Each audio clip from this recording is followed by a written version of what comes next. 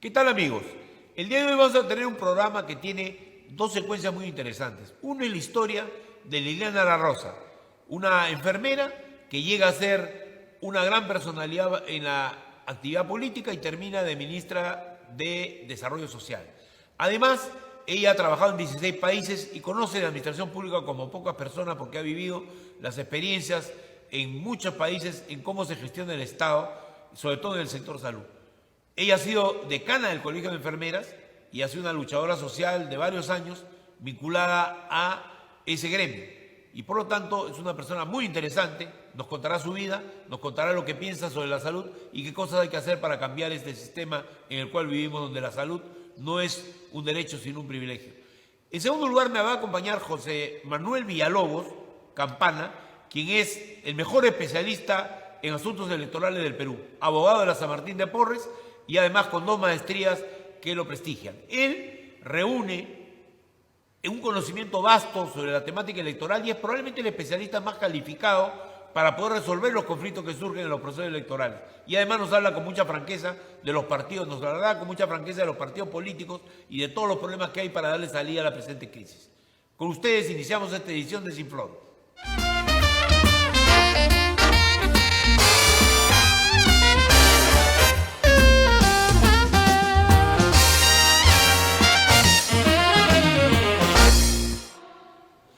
Sin Floro, periodismo limpio al servicio de la verdad. El día de hoy voy a entrevistar y voy a tener el gusto de tener un diálogo más que una entrevista con Liliana La Rosa. Buenos días, Liliana, ¿cómo estás?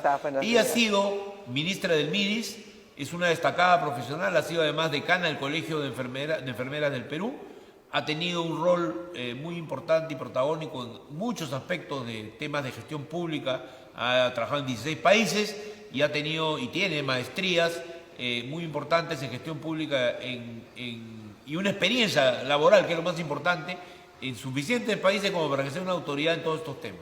Liliana. Muchas gracias. Sé que además eres una persona llana y una persona abierta a poder discutir las ideas de una manera personal y a la vez objetiva, ¿no? O sea, por tu experiencia humana. Yo quiero empezar por la experiencia humana. ¿Tú dónde naces? Yo soy huachana. Yo soy huachana y vengo Magali Medina. Como Magali Medina. Pero del otro lado.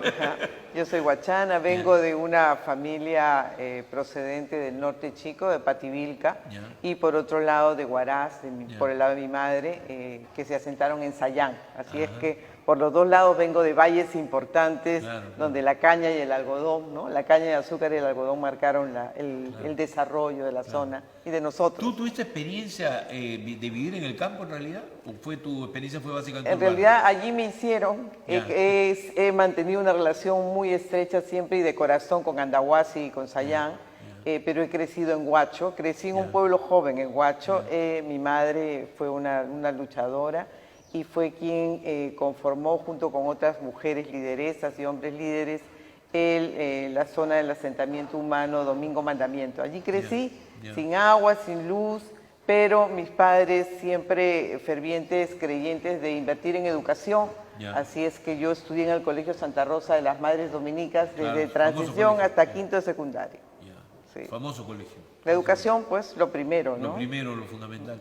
Y dime, ¿y esa experiencia escolar y personal, cómo te formó para que seas una exitosa funcionaria con trayectoria en el sector público y una persona además con una formación que no fue solo ser una enfermera? Que no es justo decir solo, sino que es, digamos, de todas maneras visto como una carrera, digamos, técnica menor. Subvalorada, ¿no? Subvalorada, yo creo subvalorada. ¿Cómo crees tú que se produjo el proceso de transformación personal que te llevó a esta conclusión, de aprovechar la educación? Porque mucha gente se educa en buenos colegios y termina en nada, ¿no? ¿Cuál fue? Bueno, yo fui formada por 2 grandes personas, 2 buenos seres humanos. Mi padre era una persona muy activa en la política, era chofer en su carrito, primero era campesino, luego chofer, luego tuvieron una pequeña empresita que ahora es una empresa importante, San Martín, que va a Limahuacho, y mi madre, una comerciante, campesina primero, comerciante después, comercializando las flores que producía mi abuelo. En esa zona pues se producía mucho japonés, ¿no? En toda la zona del norte chico, japoneses. Y chinos, ¿no? Y chinos. Que le tienen gran cariño a todo lo que es el cultivo. Por eso nuestra mixtura, ¿no? Claro, negra, total. Chola, china, bueno, todos tenemos. Yo te cuento que yo vengo, por ejemplo, para no ir tan lejos, Mi abuela era de Carhuaz, ahí en la zona de Callejón de Guaylas, mira. claro. Y mi madre, parte de su vida es de Trujillo, pero parte de su vida desde niña creció en Supe.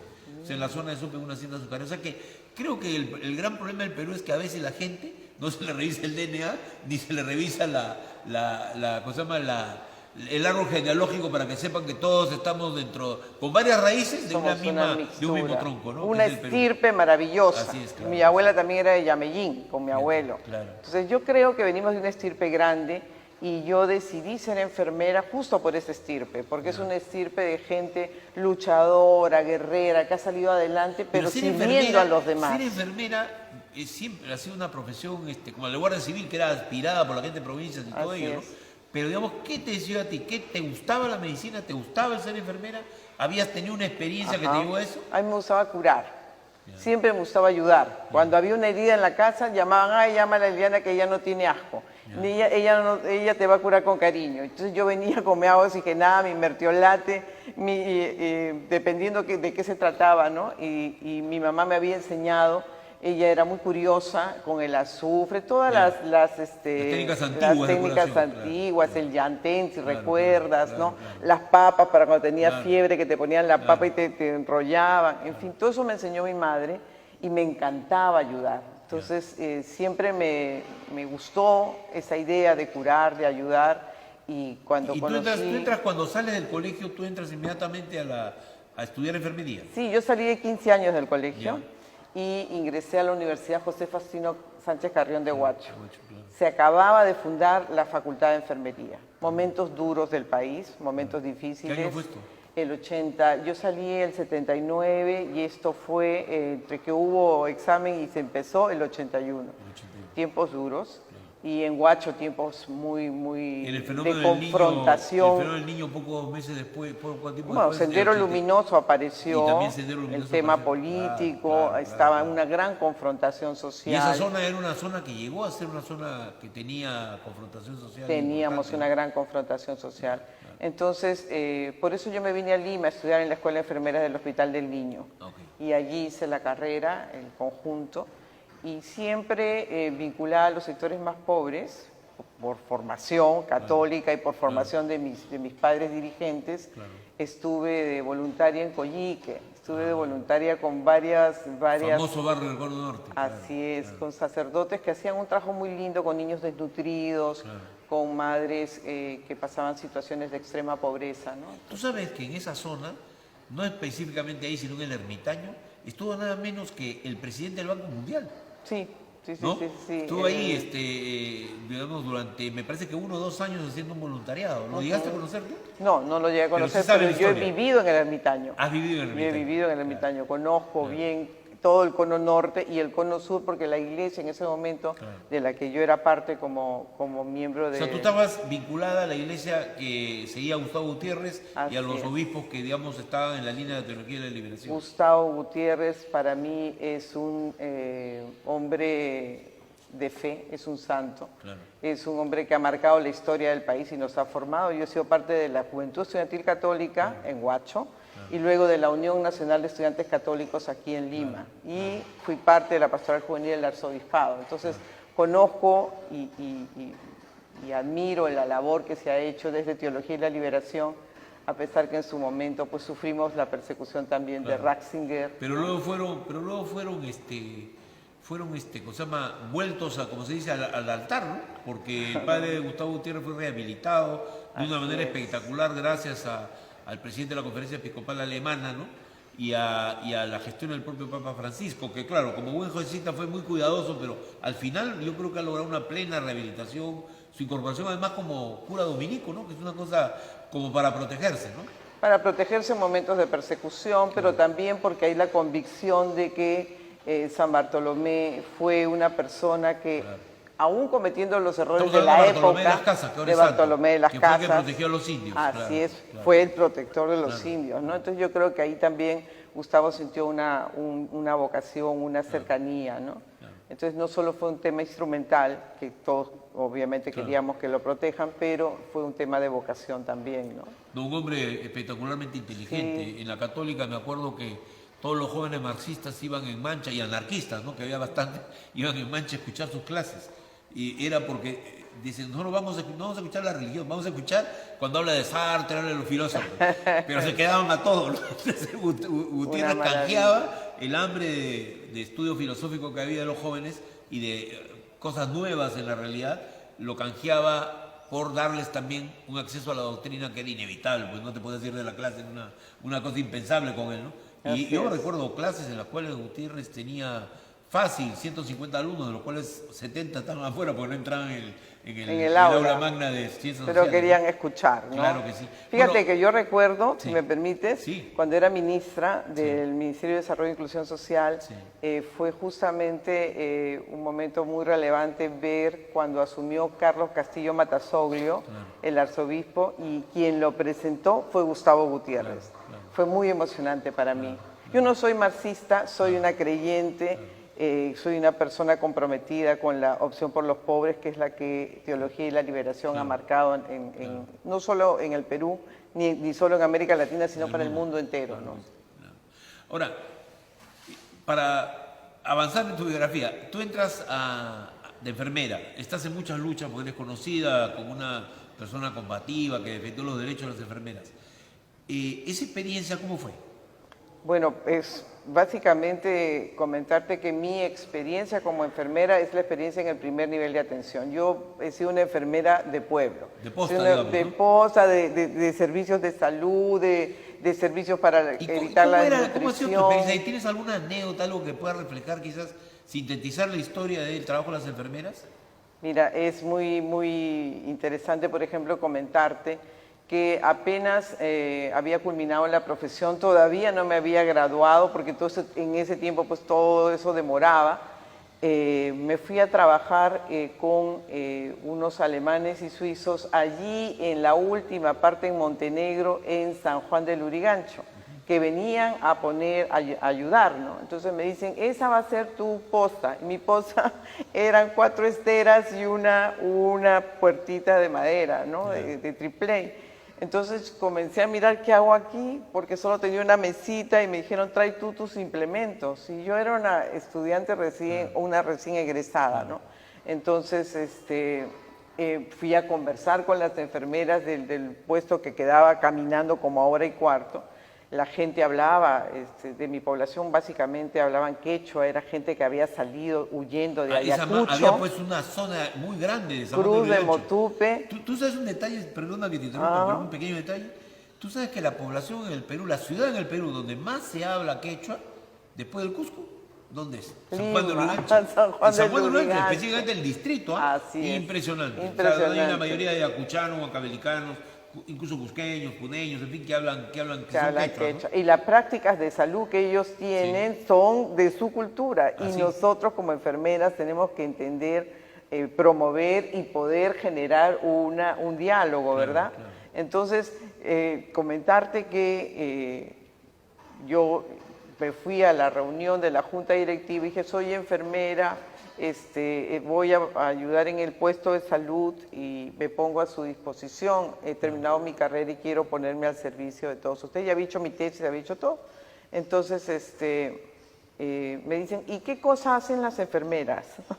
Porque es bien fácil. No, era gente que soy venía médico, claro, la claro, gente claro, sabía no qué hace un médico, ¿no? Claro, ¿Y qué hacen las enfermeras? ¿Para qué nos va a ayudar? Claro. Y yo dije, todo lo que ustedes necesiten, vamos a empezar a controlar a los niños, vamos a empezar a vacunar, voy a traer vacunas del puesto de salud, ya me puse de acuerdo, si ustedes tienen heridas, voy a curar las heridas.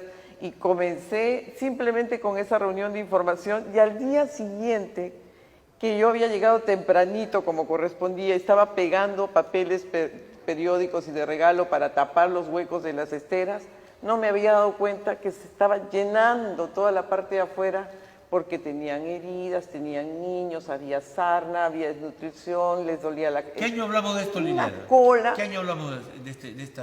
Esto sería pues 1988. No hace tanto. No y mira tú, tanto. en plena lucha contra el terrorismo que ya estaba por finalizar a los 3, 4 años, y era una etapa en la cual era decisivo que el Estado tuviera más inversión justamente más en esta presencia. cosa. O sea, eso demuestra cómo las enfermeras, los sanitarios, incluso como los maestros, cómo hay una serie de líneas de primera hay carreras de primera línea, en realidad. Que ahí está. Que no son los tecnócratas, que son Así esas. es. Los tecnócratas son, hoy ya estoy medio retardado en la verdad, son definitivamente importantes.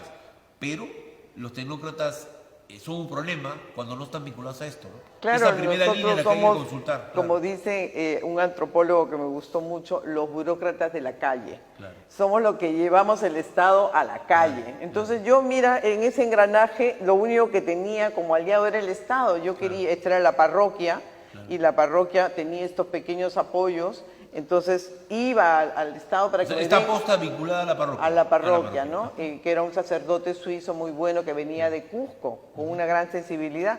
Entonces me iba yo al puesto de salud a pedir vacunas. Me puse a su disposición para ayudar, ¿no? Y cualquier problema que no podíamos resolver, nos íbamos para allá, pero había que caminar hora y cuarto, caminando en medio de la polvareda, Claro. no había agua, no había luz, no había desagüe. Esas eran las condiciones de trabajo que teníamos. Y esa, Que era la condición en la que vivía la gente. como vive la gente. Hasta hoy todavía Así es. buena parte, bueno, no buena parte, una parte importante de Lima, que son los cerros, donde viven los más pobres entre los pobres, ¿no?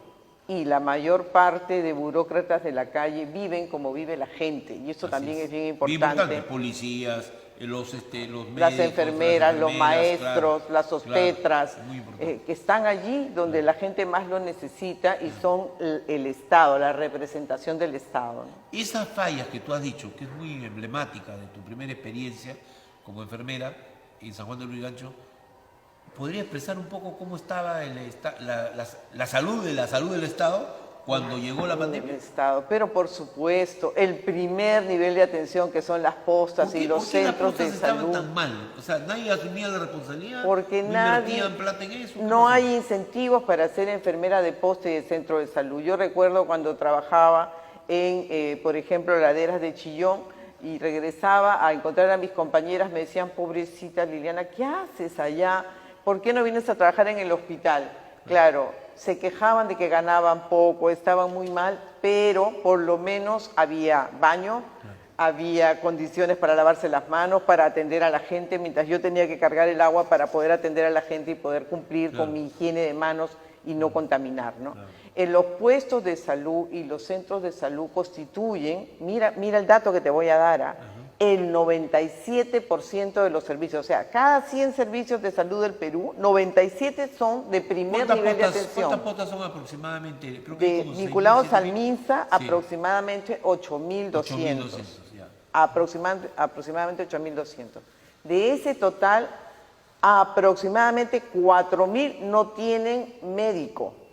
Solo tienen o enfermera o técnico de enfermería. Para ser enfermera se necesita estudiar 5 años, somos profesionales, pero nosotros no prescribimos medicamento. No hay parasanitarios como en otros países, es decir, un sistema, una red de apoyo a la primera línea. Sí hay, los promotores de salud, pero no hay incentivos para ellos. Mira, en Etiopía, por ejemplo, yo estuve mirando cómo habían mejorado los temas de muerte materna y de vacunación, cómo lo habían hecho con promotores de salud financiados y supervisados por las enfermeras.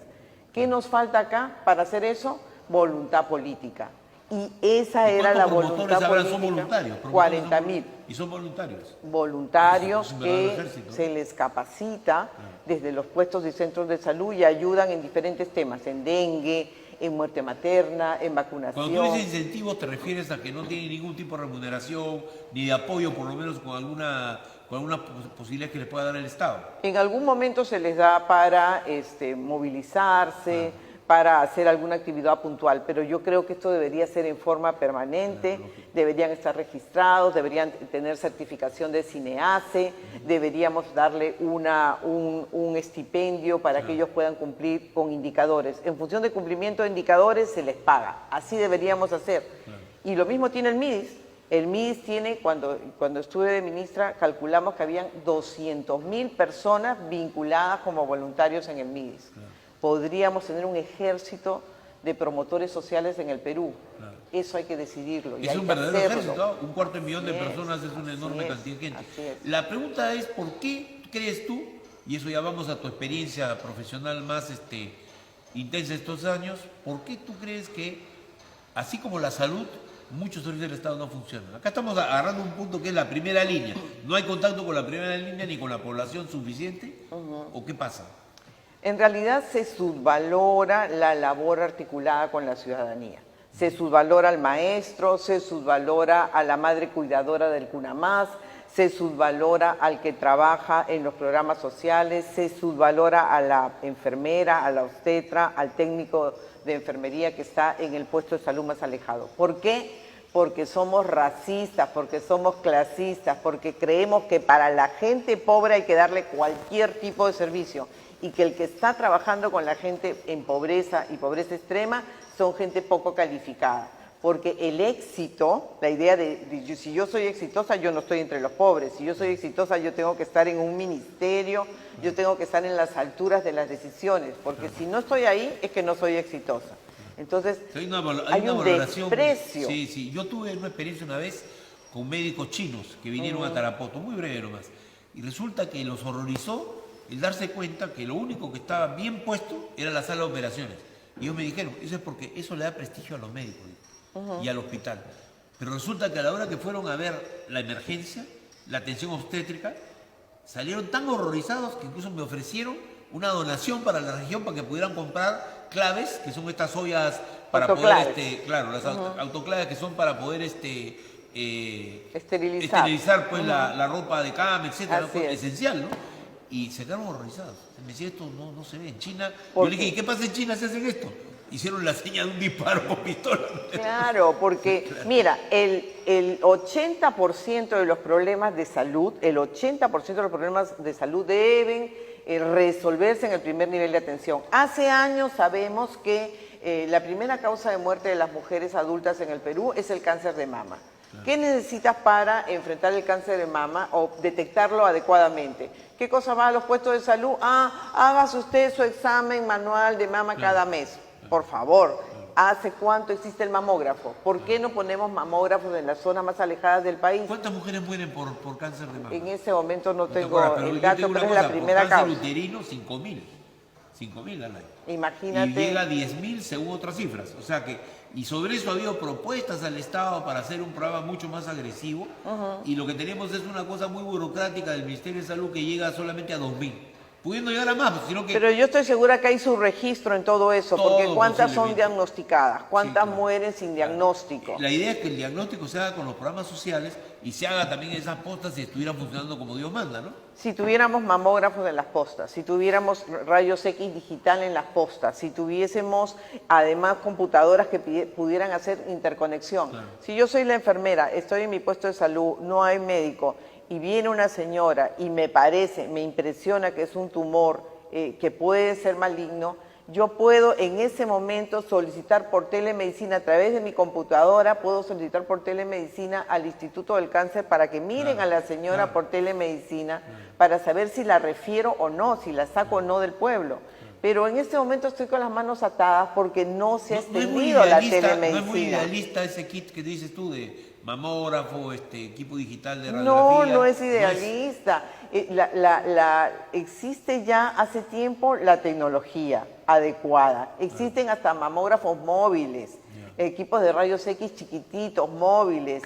El equipo de colposcopio, eso se interconecta solamente a la computadora. Solo necesitamos la decisión política de priorizar efectivamente el primer nivel y no es un primer nivel al que yo le voy a poner pues un tomógrafo. No. Estoy pidiendo el ABC del equipo de prevención. Parte de la columna vertebral debería ser, por ejemplo, los hospitales móviles que hay en China, había como 46.000.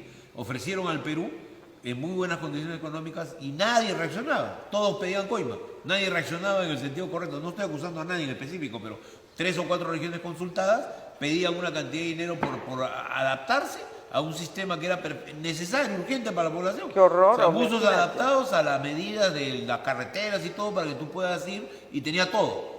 Todo. Eran las plataformas itinerantes de acción social. Así es. Que surcan todas los ríos, surcan el Amazonas, llevando salud, llevando educación, llevando becas, llevando todo el Estado. Súper eficientes. Pero solo hay 12. Claro, y sí. deberíamos tener 50. O como las cajas donde tú puedes ir a sacar tus documentos rápido, que creo que se han quedado reducidas a 3 en todo el Así, país. los MAC. Los MAC. Los que es un módulos gran de avance, atención que al tú vas ciudadano. y tú sacas tu documento en minutos, que significa, en segundos incluso, Así que significa es. para la gente una cosa impresionante en progreso. Sin embargo, por el costo, yo pregunté en la PCM y me dijeron, señor, lo que pasa es que no podemos porque el costo es muy alto. O sea, Dios mío, presupueste eso que es prioritario, ¿no? Es Que es la atención prioritario, a la gente. pero además no es un costo muy alto. Yo sé que estimado no, pero Julio. es la mentira burocrática típica. Así Y voy a es. esto. Quizás hay un problema en el Perú, ¿no? Porque ahora todo el mundo habla de que se vaya Castillo, que se vaya el Congreso, se habla de un montón de cosas, pero estas primeras cosas que estamos hablando son las esenciales. O sea, cambiar esta relación con el Estado no es que haya una consultoría carísima con la cual te van a contar cómo se hace bien. Hoy se puede hacer el Así cambio, es, hoy así se es. puede Con hacer este tipo de cosas que pequeños estamos hablando. cambios que pueden impactar en la vida de la gente. Hay que tomar la decisión y es muy urgente. ¿Por qué? Porque después de la pandemia tenemos un problema central, Julio, que yo creo que a todo ciudadano le tiene que mover el corazón para evitar esta situación conflictiva y exigir acciones de política clara de parte del Congreso y del Ejecutivo. ¿Cuál es? El hambre. Tenemos 8.500.000, se había reportado 6.500.000 Sí. y ahora se está debatiendo ese dato y dicen que son 8.500.000 personas en vulnerabilidad y 6 millones, más de 6 millones que pasan hambre. Y nuestros programas sociales solo llegan a 1,5 millones de forma directa con subsidio directo. Y con subsidios de hambre, porque le estamos dando 100 soles a las mujeres del programa Juntos, 125 soles a una persona que tiene 80 años que ya no puede trabajar, o 150 soles a una persona que tiene una cuadriplegia, una discapacidad. No podemos seguir con estos subsidios Quiere decir que hay que chiquitos. incrementar no solo el presupuesto, sino la cobertura de manera Así consciente y es. masiva. Si no, no hay cambio, ¿no? Si no, no hay cambio. Liliana, Y- no hemos hablado de política, lo cual es muy bueno, ¿sabes? De verdad te digo, yo generalmente hago entrevistas con gente como tú, que tiene una trayectoria como mujer y como política, como profesional. Yo hubiera arrancado por eso, pero creo que ha sido mejor tener una visión más bien de lo que es una carrera profesional dedicada, ¿no? Al servicio de la gente. Y lo más importante son las cosas que has dicho al final, al principio y al final, que son esta primera línea, que son las postas, donde las enfermeras juegan un rol y hay 4.000 que no tienen ocupación tienen. con enfermera, con personal médico, ¿no? Así es. Y en segundo lugar, el detalle de que efectivamente la reforma del Estado de repente empieza en chiquito, porque es ahí donde está el centro del problema. Incrementalista, ¿no? Así es. O sea, por ejemplo, dando más para que los pobres puedan sobrevivir, no solamente, sino a programas innovadores en la parte social que vayan creando condiciones también para que se autoempleen, ¿no? y que se articulen con lo es. productivo, ¿no? Y si me permites decir, este 30 de agosto nosotras las enfermeras y los policías celebramos con nuestra patrona Santa Rosa nuestro día. ¿Tienen patrona común con los policías? Así es, tenemos patrona común. Y mira, más de 500 policías fallecieron con Sí, el claro, COVID, claro. fueron expuestos. ¿Cuántas enfermeras fallecieron, se sabe?